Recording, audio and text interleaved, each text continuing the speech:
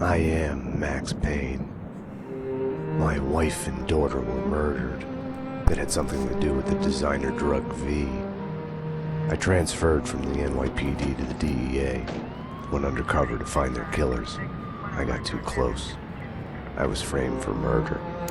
With nothing to lose, I went after the Mafia during the worst winter storm in a century.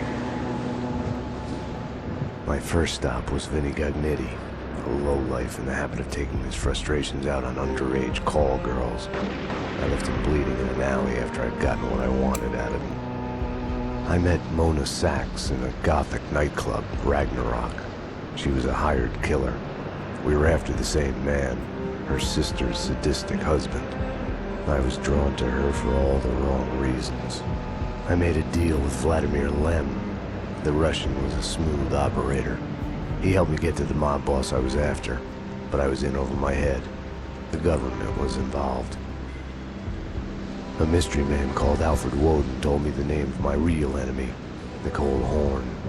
Woden and Horn were both members of a secret society, the Inner Circle. She was behind V, behind everything.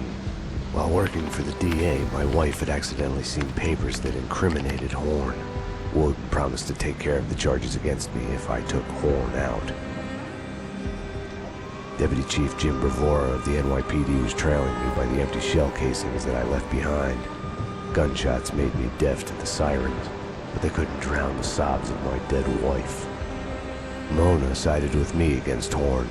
She took a bullet for that. Her body disappeared behind closing elevator doors. I killed Horn. I gave myself up to the police. I had enough evidence against Woden to know that he'd keep his promise. I lied to myself that it was over. I was still alive. My loved ones were still dead. It wasn't over.